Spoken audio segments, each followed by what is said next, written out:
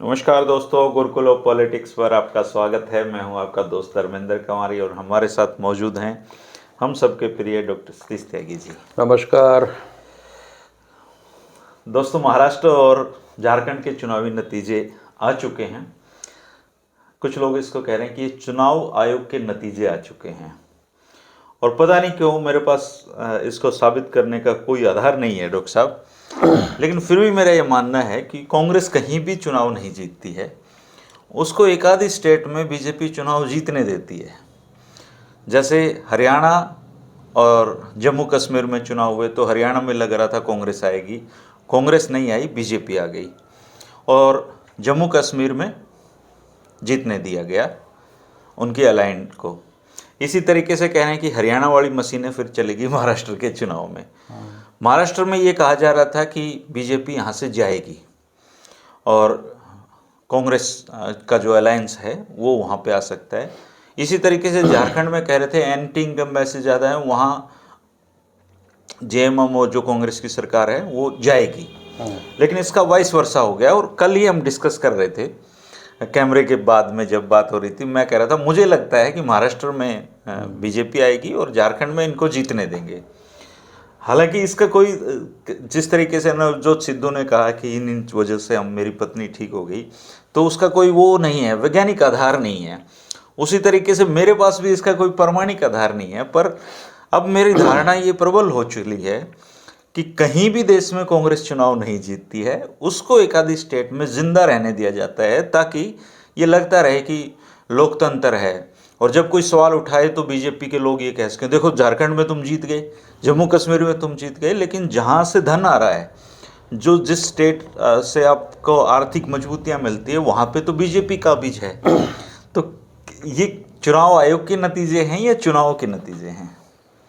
अगर मैं आपसे प्रति प्रश्न करूं कि भगवान है कि नहीं है, तो आप क्या क्या जवाब देंगे इसका? या किसी भी आम आदमी से भारत में या दुनिया में पूछें, क्योंकि भगवान है भी और वो सुविधा अनुसार कई बार नहीं भी होता। तो ईवीएम ऐसे ही है। मतलब एक बहुत बुनियादी सवाल से मैंने ये शुरुआत इसीलिए की है। तो कोई भी सनातन सत्य का मतलब ये होता है कि सूरज पूरब से निकलता है, से यूनिवर्सल फैक्ट, इस पर कोई डाउट नहीं है। लेकिन जब आप सत्य के समानांतर एक और सत्य जैसी लगने वाली चीज खड़ी कर देंगे तो उससे चीजें डाउटफुल, संदेहास्पद हो जाती हैं। राजनीतिक का नाम ही है कि चीजों को संदेहास्पद बना दो, डाउटफुल बना दो, ताकि जनता का एक बड़ा हिस्सा एक सत्य के साथ रहे, दूसरा दूसरे सत्य के साथ रहे। ये दोनों सत्य साथ साथ चलेंगे और ये आदिकाल से होता आ रहा है और हमेशा होता रहेगा। लाल बहादुर शास्त्री की ताशकंद में मृत्यु हुई, एक थ्योरी ये है कि उनको जहर देकर वहाँ मारा गया। प्रूव आज तक कोई भी चीज नहीं हुई है ना? एक ये है कि वो सामान्य मौत मरे। दीनदयाल उपाध्याय मुगल सराय रेलवे स्टेशन पे रेल की पटरियों पे पड़े पाए गए, उनकी लाश मिली। कुछ एक ने कहा कि सामान्य मृत्यु हो सकती है, पैर फिसल गया होगा, लेकिन कुछ ने कहा कि इसके पीछे एक साजिश है। भारतीय जनता पार्टी या जनसंघ जो था उस समय, उसके तत्कालीन नेताओं ने एक प्रपंच रचा कि दीनदयाल से शक्ति हम ले लें अपने पास, पर उनको मरवा दिया। वो कौन लोग थे उनके नाम पूरा देश जानता है। एक 70 के दशक में एक बहुत ताकतवर नेता थे, ललित नारायण मिश्रा, रेल मंत्री थे। एलन मिश्रा। तो एलन मिश्रा जी को बम लगा के उड़ा दिया। पता नहीं इत्तेफाक है ये कि मैं कल ही चर्चा चल रही थी किसी से, चौधरी बंसीलाल को मुख्यमंत्री बनाने में एलन मिश्रा जी का बड़ा योगदान था। बिल्कुल योगदान था। और उनको अपनी मृत्यु का पूरा आभास हुआ था और उन्होंने चौधरी बंसीलाल से ये कहा था कि मेरे बाद मेरे परिवार का ध्यान रखना। हाँ, तो एलन मिश्रा जी चले गए। अब उनको, वो उस समय मरे नहीं थे मंच पे, उनको इलाज के लिए ले जाया गया पास के कोई दानापुर नाम की जगह, वहाँ के हॉस्पिटल पे। तो सवाल ये उठेगा जी उसको वहाँ क्यों नहीं ले जाया गया? मतलब उस समय, उस दौर में जो मैं जिसकी बात कर रहा हूँ, आमतौर पे ये माना जाता था कि इस देश में जितनी भी गलत चीज़ें करा रही, जो भी संदिग्ध मृत्यु हो रही है, वो इंदिरा गांधी करा रही है। और इंदिरा गांधी के अलावा CIA करा रहा है। ये फोबिया उस समय भी ये थी। उस समय ये बात बीजेपी वाले कहते होंगे, हाँ, हाँ। जनसंघ वाले कहते हैं। और ये भी कहते थे कि भाई बीजेपी जनसंघ वालों को तो ये कहा जाता था कि अमेरिका के एजेंट हैं। तो इससे इन पे आरोप लगता था कि ये रसिया के, यूएसएसआर के एजेंट हैं। ये इंदिरा गांधी पे। हाँ, केजीबी चला रही है, केजीबी चला रही है। जैसे केजीबी के हवाले से ये प्लांट किया गया कि सोनिया गांधी को राजीव गांधी की जिंदगी में प्लांट किया गया। मतलब राजीव इंग्लैंड गए थे, उधर से सोनिया इटली से पढ़ने आ रही थी इंग्लैंड में, और वहाँ दोनों की मुलाकात हुई। इसके पीछे एक थ्योरी ये भी है, केजीबी है, और बहुत लोग, कि ये यूएसएसआर ने मिलवाया उनको। सोनिया गांधी के पेरेंट्स को या सोनिया गांधी को तैयार किया गया कि तुमने भारत के जो प्रधानमंत्री हैं श्रीमती इंदिरा गांधी, उनके बेटे को इस तरीके से सेट करना है। और ये थियोरी चल रही है।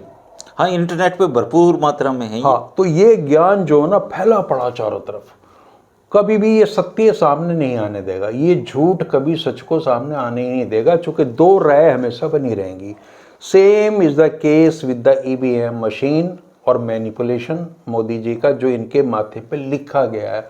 अब इनके समर्थक ये कहेंगे कि मोदी जी बहुत ज़्यादा लोकप्रिय हैं, इसलिए जीतते हैं, और मोदी का कोई विकल्प है ही नहीं, इसलिए मोदी जीतता है।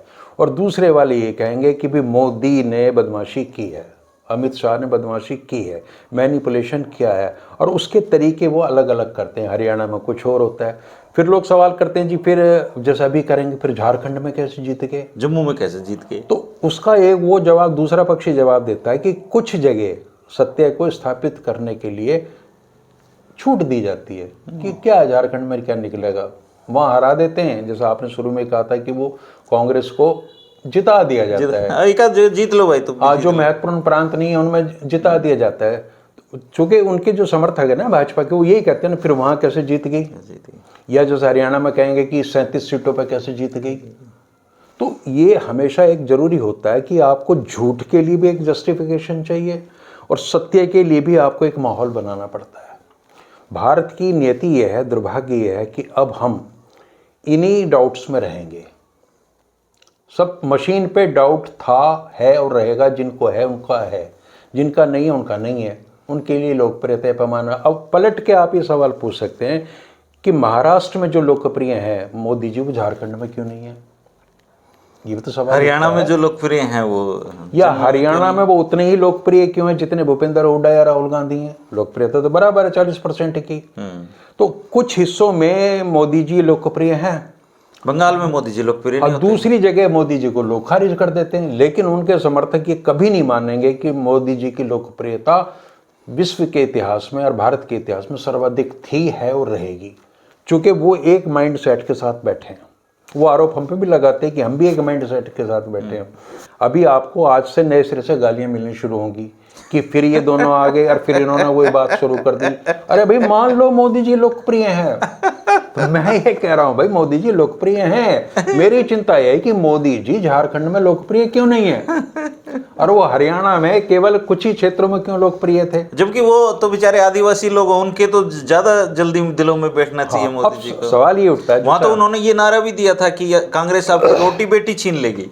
हाँ नहीं, बिरसा मुंडा जो उनके भगवान आदिवासियों के, उनके नाम पे तो आपने एक बस स्टैंड का नाम भी किया था दिल्ली में, दिल्ली सिर्फ बस स्टैंड, और उसके पीछे भी जबरदस्त आप राजनीति कर रहे थे। तो ये चीजें हमेशा रहने वाली हैं भारत की पॉलिटिक्स में, ये नहीं जाएंगी, शुरू से चली आ रही हैं, हमेशा चलती रहेंगी। कोई नहीं जान पाएगा कि नेहरू का असली चरित्र क्या था, सोनिया गांधी कैसे, राहुल कैसे राजीव की जिंदगी में आई।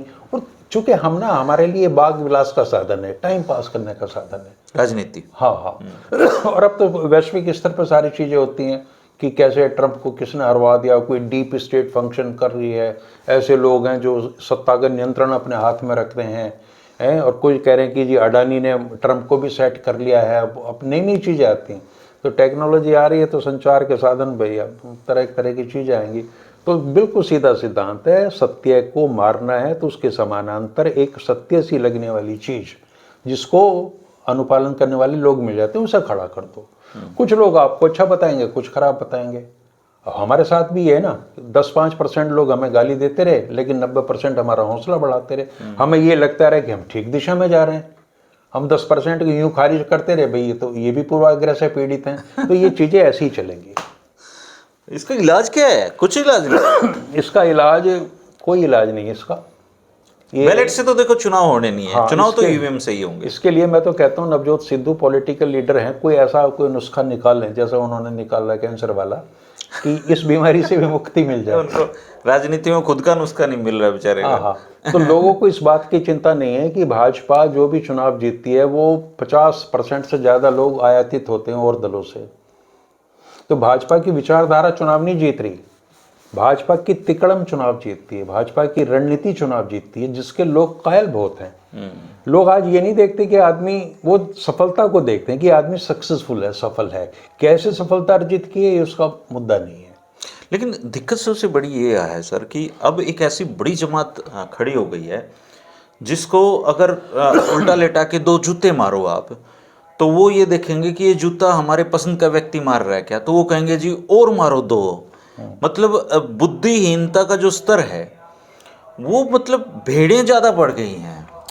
वो लगातार बढ़ेगा, इसीलिए वैज्ञानिक चेतना और साइंटिफिक टेम्परामेंट की बात होती है। और क्यों देश के संविधान में ये शब्द जोड़ा अब गया आप ये था? देखिए कि जब से बचपन से सुनते आए हैं कि कुंभकर्ण है ना 6 महीने सोता था, लंबा सोता था। अब पता चला है कि कुंभकर्ण तो है ना रिसर्च करता था, वैज्ञानिक थे, और रावण ये बात प्रायोजित, मतलब ये बात उनको कैसे ज्ञान हुई, मतलब इतने बड़े पद पे बैठे व्यक्ति को कि कुंभकर्ण एक वैज्ञानिक था और लोगों ने इस पे भरोसा किया है। ये जो श्रेष्ठता बोध है और ये जो गौरव जताने वाली बातें हैं, ये सिस्टम नेता बड़े ढंग से प्रचारित करते हैं। ये ठीक वैसी तरह है कि एक आदमी कोई छोटा मोटा काम करके जैसे तैसे रोजी रोटी अपनी कमा रहा है और वो ये कहने लगे कि मेरे दादा का 500 बीघे का बाग था, उससे कोई समस्या हल नहीं हो रही। आपका अतीत कैसा था उस पर छोड़िए, आप उस पर सारी दुनिया आपके साथ नाचेगी, ये संभव नहीं है। आपका अतीत था आपके साथ, आपका वर्तमान क्या है, आप कहाँ खड़े हो। आज भारत की गिनती भूखे देशों में होती है, भ्रष्ट देशों में होती है, निकम्मी अर्थव्यवस्था के लिए होती है, तंत्र सारा भ्रष्ट हो चुका है। सारी दुनिया से FII जो पैसा लगा रहे थे अडानी के इस एपिसोड के बाद पैसा निकाल रहे हैं। उनको 3 महीने पहले पता चल गया था शेयर मार्केट 10% गिर चुका है, 10% और गिरेगा। छवि वर्तमान से बनती है, वर्तमान, और इसमें अतीत आपके लिए लाभकारी हो सकता है अगर आप वर्तमान में सफल हो। अगर कोई पोता सफल है तो कहेंगे भई उसका वो है इसलिए ये सफल है, लेकिन वाइस वर्सा नहीं होगा, उल्टा नहीं होगा। हमारा वर्तमान वो है, संदिग्ध है। अब हम खुद ही छाती पीटते रहे विश्वगुरु हैं हर क्षेत्र में, तो इसका कोई इलाज नहीं। विश्वगुरु हैं तो विश्वगुरु तो पढ़ाई में भी होना चाहिए ना, दुनिया के टॉप इंस्टीट्यूट में से एक हमारे भारत में भी तो होना चाहिए उसका। हाँ, तो अब उसका जवाब ये ना कि हमारे पास था, नालंदा था। हाँ ये था। देखिए, जिस समय 1492 और 93 की बात बता रहा हूँ, 1492 और 93 की बात बता रहा हूँ, अपने दर्शक शायद इसको आनंद ले सकें इस चीज़ का। पोप ने यूरोप के लोगों को स्पेन और पुर्तगाल की लड़ाई थी और उनसे कहा कि तुम जाओ और दुनिया खोज खाओ, इससे बाहर भी कहीं दुनिया है। कोलंबस निकला, वास्को डी गामा निकला, एक पुर्तगाली था, एक स्पेनिश था। एक ने अमेरिका खोज लिया और एक ने भारत खोज लिया। और देखो, जिनके हम उनको गाली देते हैं, जिन्होंने सारे इन्वेंशन किए, उनकी बुद्धि देखिए कि तुम तो हिमालय से पार नहीं जा सके दर्रों में से होते हुए, तुम्हारे दर्रों का इस्तेमाल और करके लोग यहाँ आ गए, तो तुम महान हो, वो निकम्मे हैं। और उसके बाद 6.8% भूमि थी यूरोप के पास मात्र, आज 44% है गोरों के पास में। गोरों के पास दुनिया का 44% भूखंड है, 6.8% था उनका बढ़ा है, वो निकम्मे हैं। वो हम विश्वगुरु हैं। हाँ, अमेरिका जब गया है यूरोप का आदमी, तो वहाँ से उन्होंने, मैं कहीं फिगर पढ़ रहा था, 1700 टन सोना लिया और 73,000 टन चांदी ली, वहाँ से लूटी, वहाँ के लोगों को मारा, वहाँ से लूट मचाई। चूँकि यूरोप व्यापार करना चाहता था चाइना और इंडिया के साथ, दे क्या, कुछ था ही नहीं देने के लिए, नंगड़ थे, भूखे थे, कुछ था ही नहीं। अमेरिका से लूटे हुए सोने को उन्होंने चाइना और इसको इंडिया को देना शुरू करा और इसके बदले में ऐसे चीज़ें ले गए। 600 साल पहले जिन लोगों की सोच ये थी कि ये जो पूरा इंग्लैंड घिरा हुआ है पानी से, इसके आगे भी दुनिया हो सकती है, उन्होंने अपनी नावें उतारी नदियों में, समुद्र में, और जोखिम लेके वो गए, उन्होंने दुनिया खोजी, वो निकम्मे हैं। ये महान लोग हैं सारे के सारे। यहाँ तो डंका बज रहा है तो हमारा। उनका विश्व इतिहास आप पढ़ेंगे तो उसमें ये लिखा कि डार्क एज, 1000 साल तक ब्रिटेन और यूरोप पूरा अंधेरे में था, वो जंगली थे, जिसे हम भी जानते हैं, सब जानते हैं, उन्होंने छुपाई नहीं ये बात। और यहाँ चारों तरफ समृद्धि थी, ये भी सच है, फैक्ट है कि हम 24 से 25% योगदान करते थे वर्ल्ड की जीडीपी में। लेकिन आज का सच क्या है भाई? आज तो आप ट्रंप से हाथ मिला लो तो उस हाथ को आप प्रधानमंत्री नहीं धोएगा 10 दिन तो।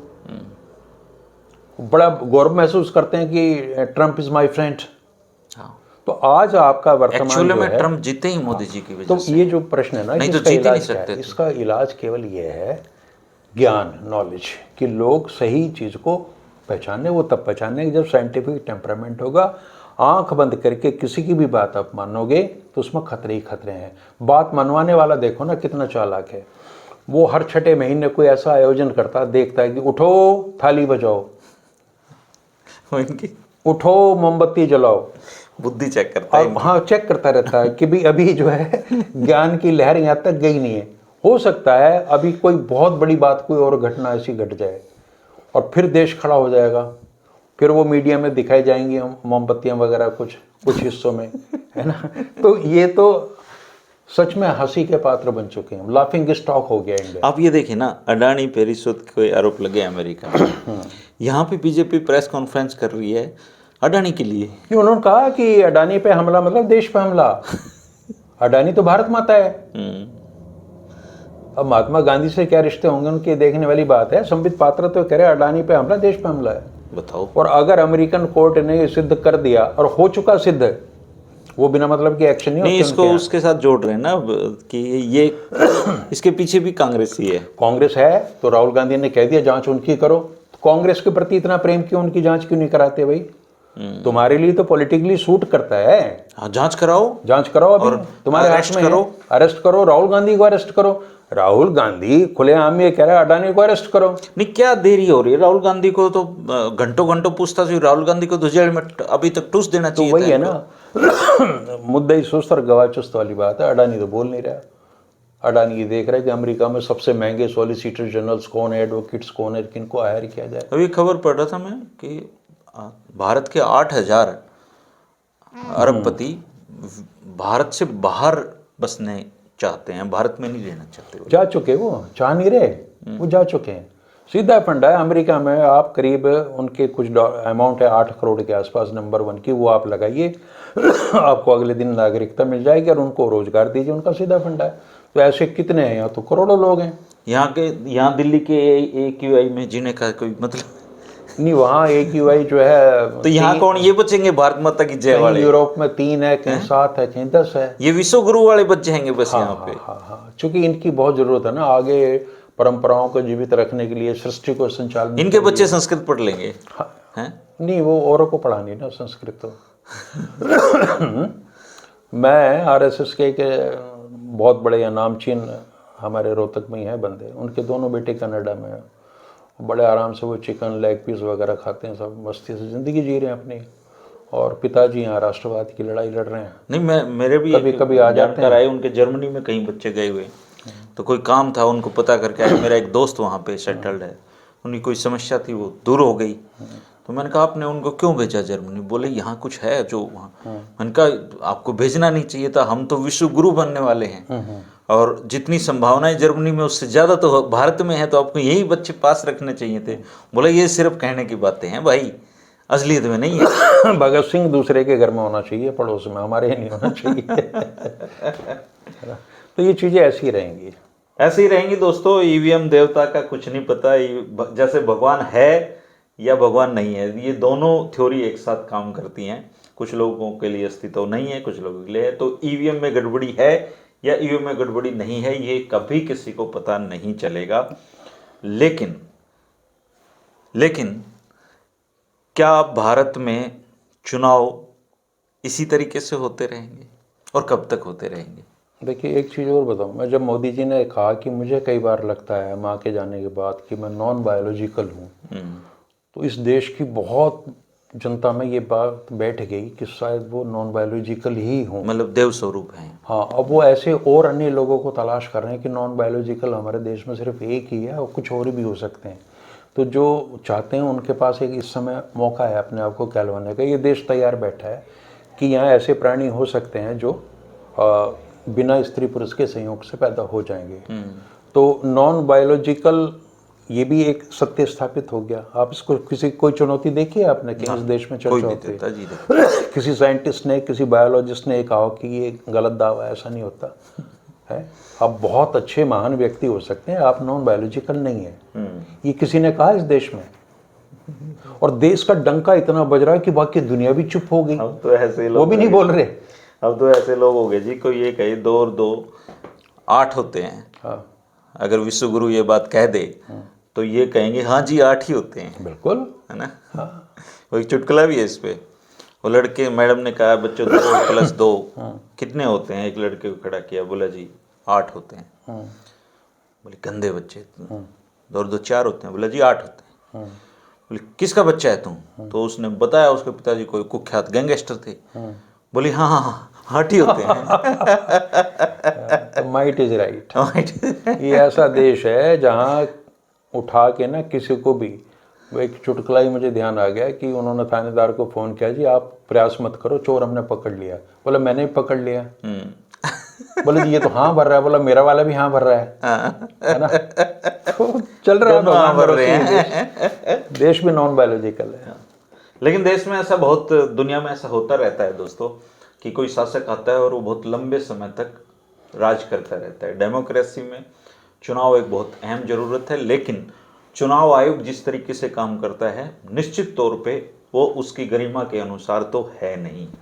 चुनाव आयोग विपक्ष के नेताओं को लताड़ता है, फटकारता है, बहुत कुछ कहता है, लेकिन वो विश्व गुरु को कुछ नहीं कहता है। तो अब आप ऐसे दोस्त में रह सकते हैं जहां विश्व गुरु की डंका बज रहा है। और मैं तो कहूँगा अपने खासकर बीजेपी के साथियों को कि वो अपने बच्चों को बाहर मत भेजें, क्योंकि हमारा भारतीय विश्व गुरु हो रहा है। तो विश्व गुरु के छत्र छाया में आप जीते रहिए।